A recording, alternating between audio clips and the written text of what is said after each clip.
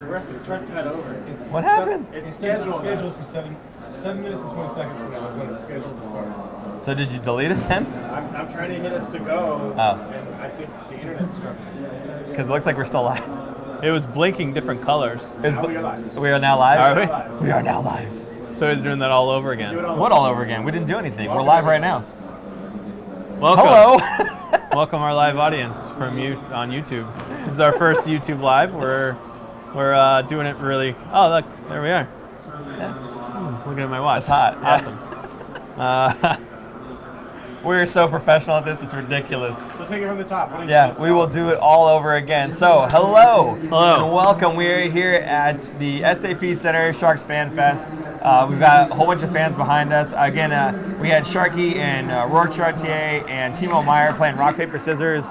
From what I saw, Sharky was up 1-0, but I'm sure they played more games since then, so who knows. We're here recording episode 15, and if you want to stop by the booth, I guess, or the suite, you can get on the show, and we'll ask you a couple questions, simple questions. And I feel like we've already talked about this before, but That's okay. Whatever. It is what it is. Yeah, the first live stream didn't do so well, I guess, so we unlived it.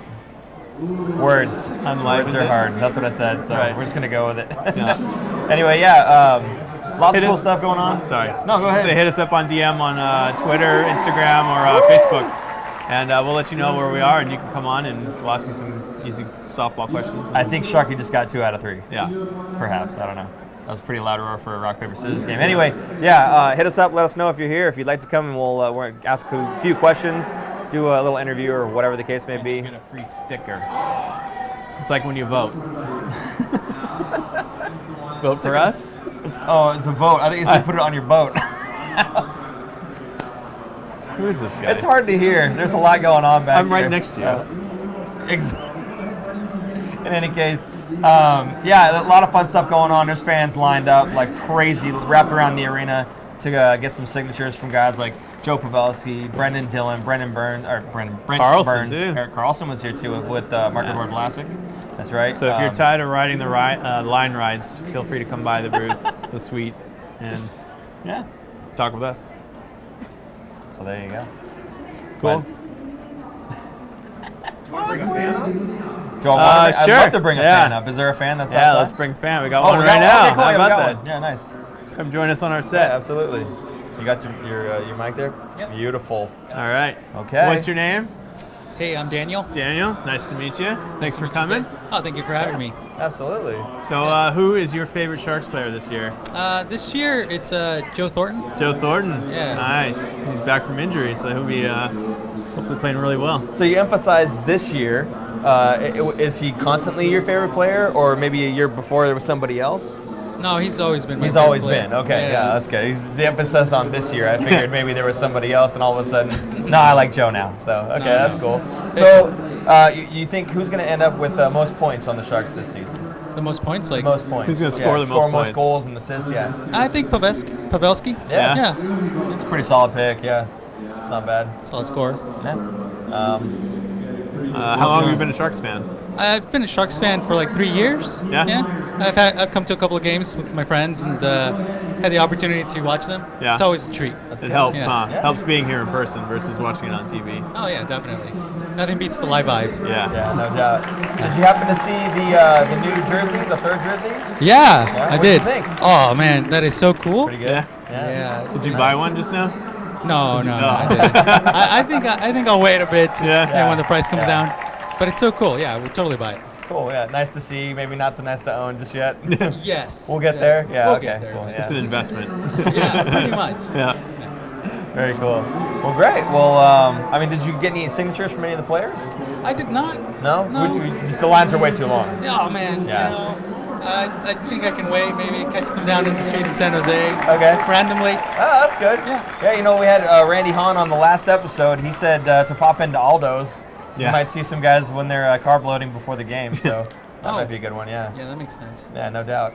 So actually, if you were to stand in line for all those games, I think you'd probably need to buy a hot dog because it seemed like it was so long. You're gonna be sitting there for about an hour or so. Oh god. Yeah. So So Yeah, those lines wrapped around everywhere. It was nuts. Yeah. Just a crazy amount of people. So. But there are no lines for concessions. That was easy. We walked right up and got some food. There's also no lines for the Fin Factor suite if anybody wants to pop in. That's true. Pop That's in. true. They came right in. Yeah. Yeah, we just walked in and said, Yeah. we want to be on. Yeah. Very That's forceful. what you do. We thought this was NBC. Yeah. So cool, yeah. So FanFest going on right behind us. It's really cool. We've got they had some guys on the ice out there shooting a puck from what was it, the blue line, maybe?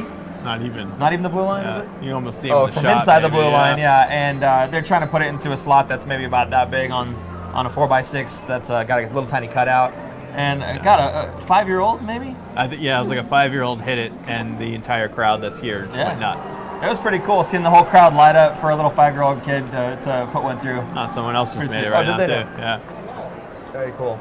Well, they've got a BMW i3 that's out there on the ice, and I don't know if Any they're questions? giving one away for everyone that goes questions. in, or if they're Go giving a ahead. raffle ticket away for everyone that goes in. I think the raffle ticket probably take a makes look. more sense. Oh, I think so. Yeah. Especially if a 5-year-old is going to score. That's true. They're probably not giving an i3 to a 5-year-old. Nah, they'll just give him a sticker. No doubt. Do we have another question? Yes. What's the question? When's Carlson going to play his first game? First preseason game? Probably later. Yeah. Probably later this week. He didn't play yesterday. No, he I did don't not know. The thing with preseason, they want to see what the rookies and all the other younger guys can do. Yeah. They know what Carlson can do. So they're less worried about him getting in the lineup and learning a system. I mean, they already said earlier that they're not going to try and teach him the system. They're just going to let Carlson be Carlson. Right. It's kind of like letting Burns be Burns. Like, it's just let the wild man be wild and see what he does. No, exactly. No, and I have to agree with that. I mean, you're going to get the practice time in. I know he's been practicing with Mark Edward Vlasic, as of recent at least.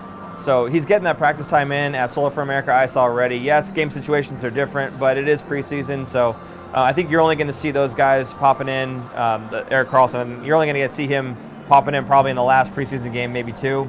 I think right now, as Aaron said, they're still evaluating some of the young talent to see what they're capable of and what they do in game situations. And these are guys that are getting sent down. It's another segment we're going to be talking about today was, we had a whole new batch get sent down to the Barracuda. Yeah, right? it was just announced today, but yeah. Right, so they're not going to be on the Sharks team, so they know that already, but they know that by way of the preseason, right? So it's getting those guys having their reps in, and I just don't think you're going to see Carlson anytime soon. I think once they weed out some more of the younger talent and they know what's going on with them, then you might see Carlson pop in. Let me go back to another question. Would it be a smart move to trade a few third pairing defensemen for some better forward help? I don't think so. I don't think the Sharks really need any forward help. I think they only really have two holes to plug, a third and fourth line center. Mm-hmm. I think that's the two that they're competing with the younger guys in camp right now. I don't think it's an imminent thing. Maybe the Sharks don't do so well starting out the gate, and that would be something that they would address later towards the trade deadline. They're not in a rush, and they kind of want to see what the young guys can do. They're cheaper that way to do it that way. So I don't think they'd be moving anyone. They don't need to. They certainly have the best defensive pairings, or defense in the league. So why get rid of it and change that and have a younger guy come up? I feel like there's two ways you can win a game, right? You can just completely outscore your opponent offensively, just be much better than them offensively than they can be to you, right? The other way is defensively, just shutting everything down, right? Not allowing the other team to score a goal. Yeah. And all you have to do is pot one. Well, with the defense that we've got, they're very offensively based. They're going to help score a lot of goals either themselves or bringing the puck up the ice, moving the play up the ice, and getting a lot of those chances. The Sharks are always known as a team that gets a lot of shots on goal. Oh yeah. I think that's just going to be even higher this year, to be honest with you. You have Burns and Carlson on the ice almost all the time. Yeah. You're going to possess the puck a lot, and the other team is going to be chasing a lot. So I think you're going to see a lot of games where the Sharks have a lot less checks than the other team. Oh yeah. So it's funny when people like to brag that their How many team had hits? more hits, Yeah. and you're like, well, it's because they didn't have the puck. So You they have to hit. don't hit anybody when you're carrying the puck. You Yeah. only get hit when you're carrying the puck. So if you've got a team that's out hitting the other team by a large margin, it just means they're not possessing the puck for that much, right? Or for that much of the game, I should say. But my point earlier was we've got all this offensive talent. Yes, it's on the blue line, but we're going to outscore teams, I think, in a heavy margin. The teams that we don't, you're going to want those guys in the third pairing, the Justin Braun, and Brendan Dillon, if that's the pairing they go with. Now, Yeah. I've seen that in some of the a lot of the talks, and even in some of the practice. Well, even Vlasic said lefty and righty, Right. lefty with righty. So we've seen that that's probably the way it's going to go. I think you still want that. I think you still want that pair of guys that are defensively minded. And yes, you could still put Vlasic with Braun for very heavy defensive situations, but I think you're still going to want that. And yes, I think Braun is much better than a fifth and sixth defenseman. But I would hate to trade him away for a guy that he's probably going to play on your third line. I'd rather have a Justin Braun over a third line player. Yeah. All right, another question. Do you think it just disappeared. We got a lot going on here. Do you think Carlson will re-sign, or is it too early to decide that? I think they're definitely in talks. I don't think they would have made that trade had they not been able to discuss this with Carlson in the first place. Mm-hmm. If he signs anything other than an 8-year deal, he could sign now. If he wants to do an 8-year, he has to wait until after the trade deadline. Yeah. I think that's the direction that they're going to go in. The other thing is Carlson's been here a week. It's kind of hard to commit to get moving from Ottawa to San Jose, a place you've never really even been to other than playing here. Granted, I think we were talking about this last week with Randy. He said that he's pretty sure that he'll sign. I don't want to throw Randy under, but he kind of mentioned that they had been talking about it beforehand, so it was a situation that's not completely foreign or new to him. Yeah, so I think what you're going to see is a lot of fans panicking. I don't think Carlson's going to sign that 7-year deal. I think he wants to sign the 8-year deal. How old is he now? 28? 28. 28. Okay, so in 7 years he'll be 35. In 8 years he'll be 36. At 35 years old, do you think he's going to get, what do you think he's going to make, 11, 12 million a year? For the new contract? At least 11. At least 11 million, because 11 was is the the Doughty benchmark money, with right? Doughty. Yeah, okay. So say it's 12 million a year. Do you think a 35, 36-year-old defenseman is going to get $12 million a year? I don't think so. So it makes more sense to me for him to say, no, I want the 8-year deal, right? Yeah. And he can't get that 8-year deal with any other team right now, other than the Sharks. There you go. And not until after the trade deadline. Yeah. So I think they're going to wait. Maybe they'll announce it the day after the trade deadline when they're allowed to.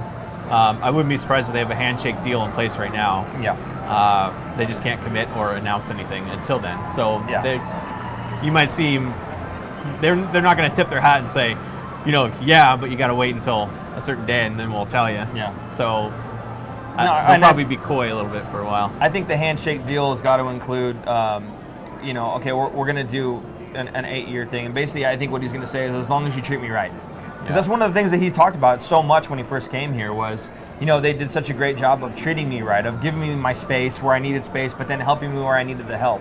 They gave me just the right balance of everything I need. I wasn't overwhelmed, but I wasn't left in the dark. And I think as long as, Doug Wilson and the rest of the staff, they continue to do that for him, he's going to feel real comfortable, he's going to fit right in. So I think you're going to see a lot of people panicking about him not signing, and the trade deadline's going to hit, and soon thereafter, I think you're going to see that 8-year deal get inked. Do you want to thank Daniel and get him out of your house? Oh, sure. Oh, well, thank you. Thanks, Daniel. Go Skull Wide. There we go. Hey, Daniel, thanks for stopping by. I really do appreciate it. I hope you have a great time at FanFest. Well, thanks for you guys joining for us. having me. Okay, great. So, and if anybody else wants to pop in, you don't have to duck. It's okay. If anybody else wants to pop in, just I guess maybe knock on the door. I don't know. What should they do? Just DM? Just hit us up on DM. Yeah, just hit us up, and we'll pop you in here. A couple more questions, and I'm gonna change this to over or under on 30 goals for Evander Kane. Ooh, I'm optimistic. I'm saying over. Over? He's also playing with Joe Thornton, who's not done yet. He's an older player, yes, but he ain't done. I saw him out there at practice. That guy's moving. Those legs are flying out there. He's determined. He looks real good, real good. So I think Evander Kane's going to play on that line with Pavelski and Thornton for this season. I don't think that's going to change much, and I do believe he's going to get over that 30-goal mark. He's only hit it once. He's going to hit it again, baby. He hit it once in his first year with Winnipeg. Then he hit 28 goals. Yeah, that's a good point. We have our assistant producer, Joe, over here, who's he made a very good point just now. Just upgrading you just got bumped up. Right. Again. Key grip, sorry, the key grip. Yeah, he said how many seasons has he played with Joe Thornton? Well, 0, obviously. So, if he's able to put in 30 on his own at a very young age, a much more mature, much more talented Evander Kane playing alongside of a guy like Joe Thornton, I think 30's a lock. I would go higher. All right. You want to be different. I'm going to say no. Ooh. Because I'm going to say he's going to get injured. He's going to miss at least 10 games. Okay. Either injuries or suspensions. Who knows? Barring the injury, and actually just averaging it out, if you were to take his injury, how many games he misses, and then average it over 82 games, would he be over 30 goals? Yes. Okay. Yes. So we sort of agree. Yes. I think he'll be close to 30. Okay. But he won't hit it because of injury. How many games do you think he'll miss, or how many do you think he'll make? The minimum is 8 per year that he's missed. Really? The most he's played is 74 games. Okay. So I bet he does 30 and 74. a couple other questions. Who's your prediction for fourth line center? Where's the production? What's your prediction? Who's going to be fourth line center?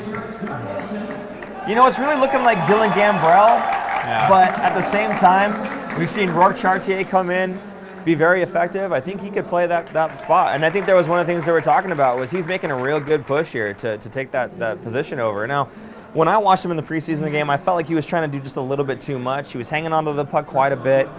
He was going deep into the corner and doubling back, and then had nothing and doubled back again. And I don't know. I just feel like maybe, you know, if it's a teammate thing, maybe a fourth line guys that could be with him. Because remember, it's preseason. He's playing with guys that may or may not making the team. So I feel like if he's able to play with guys that have their heads up, you might be able to get some production out of that line, and Rourke Chartier might be a good fit. If not him, Dylan Gambrell. And if not him, you're probably looking at the trade market at this point. Or not trade market necessarily, but hey, free agency, right? So there's options, and that's the thing. With Doug Wilson, we still have some really good options that are out there on the table, I think. Yeah. All right. There's a couple questions about the Vegas expansion draft. Sorry, our key grip is, I can't hear you. Still confident in Kane, Pavelski, and Ford on the top of after the minus 3 put up last week? Yeah, they were a -3 yesterday. I'm not worried. Yeah. That was Jumbo's first game since February, since he's gotten hurt. Let's cut him a little slack. And it's preseason. I don't care about preseason. The stats there don't bother me. Even when they score 10 goals, I don't care. And I understand where the concern comes from, because it is preseason. You're not playing against the other team's best lineup, right? You're playing against the other team's prospects and whatnot as well. So them being a -3 against that quality of a line, those quality players, may be a little concerning. I would be concerned if it was regular season. I'm not concerned. Yeah, I'm not worried. They're going to have off nights, and it was an off night in a preseason game. Again, I don't really care. There's more things to be concerned with than one showing, right? It's a very small sample size to say, you know, it's a concern or not. Also, you know, we've said many times, there really isn't a first line and a second line. There's two really good lines. So whether you want to put, you know, Joe Thornton's line on the second line or whatever, I mean, it's the same thing one way or the other. They're going to get the same amount of minutes. So you have to remember that Couture's line is just as good. Yeah, the season's an 82-game grind. That too. You're going to have peaks and valleys. They're going to go up and down. Those three guys are very good hockey players. Playing all together, too. It's just, I'm not worried about them because they can have an off night here and there. Who cares? Sure. In the full 82-game season, they're going to do very well. That's my answer. What is just rolling right now? This one's going to be hard because people are asking about the expansion draft, who the Sharks will protect. That's not going to happen for another couple of years, and the roster's going to look so different. Yeah. You can't really answer it. I don't really know. I'll put you on the spot real quick though. If that expansion draft were to happen today, do you protect a guy like Joe Pavelski? Yeah, I got to look at the rules. I don't even remember. You're allowed to protect one goalie, 4 defensemen. 3 defensemen, I think. No, I think it's 4. Okay. I thought it was 3 defensemen, 7 forwards, and a goalie. Or 6 forwards and 4 defensemen. Oh, okay. You can do either or. Oh, nice. I think they would protect 4 defensemen. Yeah. Because we have top 4 defensemen. You want to keep Braun, yeah. So Braun is... Yeah. Be playing on that third unit. Dylan would be... If they took a defenseman, it would be Dylan. Yeah. Otherwise, they're going to take a forward. They might take a Joachim Ryan. Right. Well, my point is they're not taking those other 4. Oh, yeah, sure.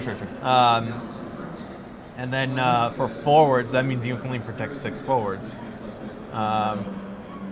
And what is all this? Key grip helping us out some more. Here we go. Assistant producer sounded so much better. Jeez. 7 forwards and 3 defensemen and 1 goalie. There you go. Or 8 skaters, forward and defenseman, That's what it was, and 1 goalie. Yeah.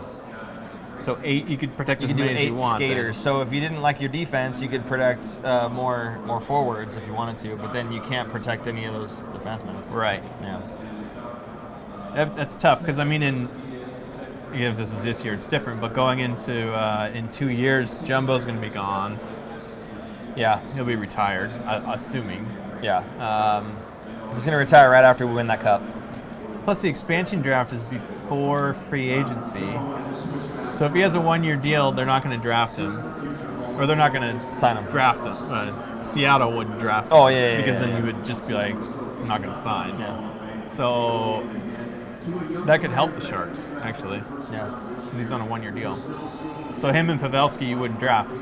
Yeah. Because they're on their expiring deals. So, man, that's just getting confusing. Does Tim Heed make the roster over Simek? Yes. Simek is a 2-way? Shimek, first of all. Shimek, sorry. Dan Rusanowski would be proud. Shimek. I'm going to go to Cap Friendly real quick. Let's talk about Tim Heed and Shimek real quick. Why are either of them even in the conversation when it sounds like Joakim Ryan is going to be the guy playing alongside Brent Burns? 7th defenseman. Okay, as a 7th, does Shimek make it over Tim Heed? I Good want to question. look at where's Shimek? I think Heed's got the cup of coffee to his name, so he might have that as an advantage. Shimek, we've seen he's played pretty well. I don't know that he is NHL ready. He might be, If he has a reserve ready. two-way contract, Heed? no, Shimek. He does not. I don't believe. Heed doesn't have a two-way contract? Shimek has an entry-level contract, so he could bounce between. Yeah. So he wouldn't be the 7th defenseman. They'd rather have him get more ice time at AHL level, and they don't have to worry about someone claiming him on waivers if they bring him up and down. And if is there's injuries. Tim Heed should have a two-way contract. He doesn't? I would be very surprised to hear that he has a one-way contract. For those curious, a one-way contract would mean he plays in the NHL. A two-way contract means he can go back and forth between the NHL and the AHL and not have to deal with waivers. So I think with the one-way contract, when you get pushed down into the AHL level, all the other teams can say, oh, no, I want that player, and essentially take that player from you. It's kind of what happened with, what's his name on Vegas, Brian Carpenter. He didn't clear, I think he might have had a two-way contract anyway, but there's some stipulation there where when you push him down, he's had enough games, I think is what it was, or he's so old or whatever, that when you push him down to the AHL level, other teams were able to pick him up. Well, that's what happened with Ryan Carpenter. So with Tim Heed, if he's on a one-way contract and we try to push him down to the AHL, he would get picked up by some other team, I'm sure. Yeah. Do you think there will be? There's a couple other things here, but What's that? teams should be able to protect more players. They changed the rules for Vegas. They're not going to make it harder for the next team. Yeah. You saw how great Vegas did last year, and I think that was definitely due because of the way they changed the expansion draft rules. Mm-hmm. I don't think they wouldn't be able to sell another expansion team if they changed the rules.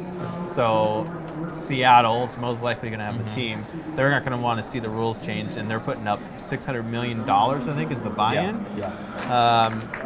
And money talks. So anyway, do you think there'll be any more major trades for the Sharks this season?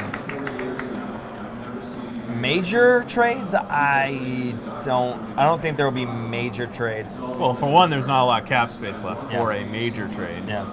Well, but a major trade could mean moving a major player out, right? The only thing, if there was a major trade, that means there's a major problem with the Sharks and they're tanking, and in tanking for through Christmas. Then, and that's not going to happen. Yeah, I don't the see team that they have now. So I don't think there's going to be a major trade unless there's a major injury to a major player. Then maybe you'd see somebody else come in, but I don't see it. Panarin at the deadline, I don't think we'd have room. I think it would be awesome, but I mean, we're both Panarin fans. How much is Panarin making? Do we know? We don't know. I have to look it up. I could see Panarin coming on board if it meant moving out enough cap space.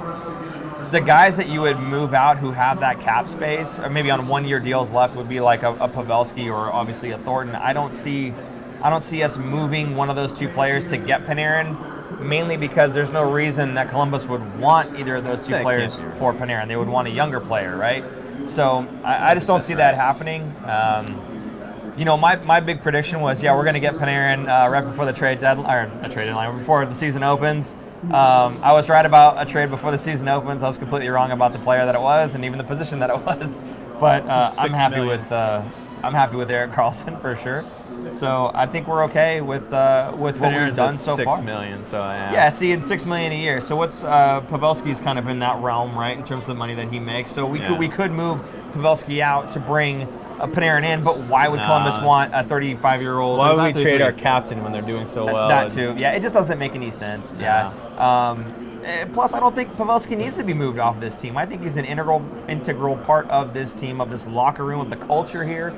I think to move a guy like that is a step backwards. Even if you're getting Artemi Panarin in the trade, disruption like that in the locker room, it has more weight than you think it would.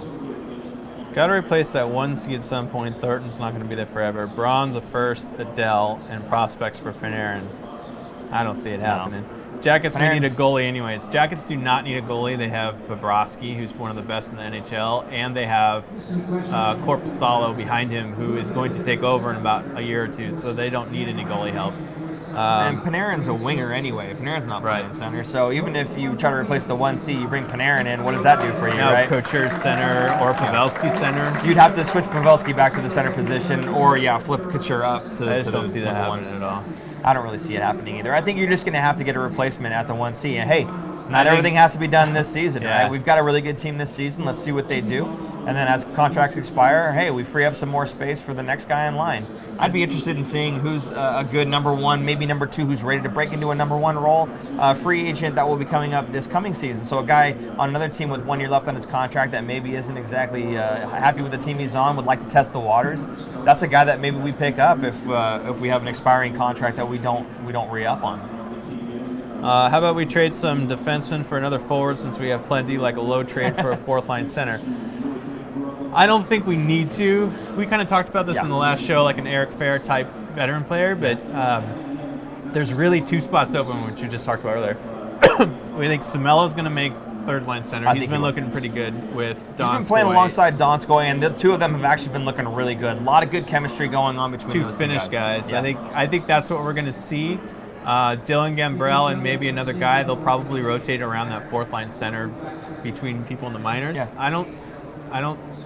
The defensemen are so solid. There's no reason to trade them. Just because we have an embarrassment of riches doesn't mean we can't exploit that and use that to our advantage. So, the other thing is, for a fourth line center, there's free agents that are available that you could plug into that spot. One of my favorites we talked about in one of the first episodes. Antoine Vermette. Yes. Yeah. Just purely defensive and face-off king. Just like Eric Fair, give him 8-10 minutes a night. Yeah. That could be one of our main penalty killers. Yeah. Because we don't really have too many penalty killers right now. Like we said last time around, trying to replace Chris Tierney, he brought so much to the table from that depth position. He was the third line center. Well, if Sumel is able to step into the third line center position, great. If Sumel is able to play on the PK, even better. But if he's not, a guy like Antoine Vermette could step in and really take the PK minutes away from the top guys, and we're good to go there. So I don't think you're going to see anybody getting traded from the defensive side to bring in a fourth line center. You might see a fourth line center get picked up from the free agent market. And if we do make a trade, I think you're going to see more of a 6th overall or a 5th overall for a really good fourth line center. I don't think you're going to trade an asset for an asset. Yeah. Do you think the Sharks should sign Rick Nash? No, I hope we don't. I honestly hope we do not sign Rick Nash. If we sign no Rick disrespect Nash, to Rick Nash, but disrespect to Rick Nash. I wouldn't mind if it was cheap. How about that? And then he's in and out of the lineup, depending on. Put him on your fourth line. Depending on injuries. Yeah, sure. If there's an injury and we need left wing help, maybe. Fair enough. Maybe. Yeah. No. Who do you think will present the largest challenge for the Sharks this season? Who will present the largest challenge? Who or what? Oh, okay. So not just like another team presenting a challenge, but there may. Okay, so I think what he had said was, we got another fan here. Hi. So we've got. I think potentially injuries in general could be a hindrance to the team, right? We just talked about Evander Kane potentially going through some shoulder injury. If Thornton, God forbid, Thornton has another problem with his knees, I would hate to see that. That's one thing that I think could kind of throw our season off tilt. You guys recommend it? Another thing would be just other teams in general, teams that may be more difficult for us to play against. Are there any teams in particular that you think they're just going to give us a real hard time? I think Vegas is going to be another team that's. Vegas is probably the team, at least in the division. Yeah. The Central's pretty strong. I think Nashville and Winnipeg. Okay. Probably the top two in the Western Conference, other than the Sharks and Vegas. I think those 4 top teams. How about the projected to be first overall in the Pacific Anaheim Ducks? Anaheim might be last in the division. I think Vancouver will be last. Oh yeah, Vancouver's last. Yeah. But yeah. That's I think pretty that's about accurate. it. I would say.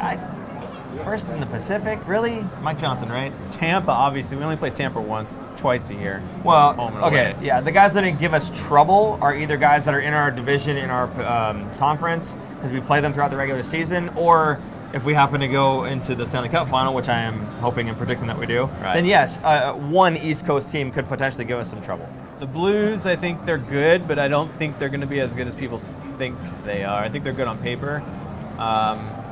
I think they're going to get beat up by Nashville and by Winnipeg in that division. I think they'll end up third. Yeah. So I think it'll go Winnipeg, Nashville, St. Louis, Chicago, and I don't know whoever's off from that. Okay. I think Chicago's not going to be strong. No? No, like last year, they took a big step backwards. I don't know why. They've got 2 players that they paid a whole ton of money. Aging. Defenseman. Is their defenseman. Well, They used to be elite, and they yeah. just dropped off. Well, I think the point I'm making is Crawford's health is a big thing. Yeah, okay. The point I was making is when you pay 2 guys on your roster an overly absorbent amount of money, you don't have a whole lot of money to pay everybody else. Yeah. So it is what it is. The Wild is the other team. Yeah, I don't think the Wild's that strong either. Compared to those other top three. How about that? All right, how much longer? Nah. We'll record that. Well, one. yeah, we'll record. That's fine. Yeah. So, should we? We'll wrap up the live. Okay. Hey, great. Thanks a lot for all your comments. We really enjoyed talking with you guys. Anytime and every time we're doing a live, which I think we're going to start doing more YouTube live. We'll talk with the producer and the assistant producer / key group and see what they say. And we'd love to do more of these. Great questions. Thanks for interacting with us. We really do appreciate everything you guys are saying. And tune into episode 15. Will be out later this week. And set your playlists if you haven't watched us much before. We've got everything in a row. It's really easy to just sit down and go through all of them all over again. Yeah. That Eric Carlson video really put us on the map. And if you missed it, the one right after that was the Randy Hahn interview. We did not have him over the phone. We had him sitting right down next to us. Really awesome, really great experience. Love talking with the guy, and I think you'll love it too. Yeah. So with that, I think we'll go ahead and wrap up. That's it. Thanks for joining us live SAP Center at Sharks Fan Fest, guys. We'll see you later. Bye-bye.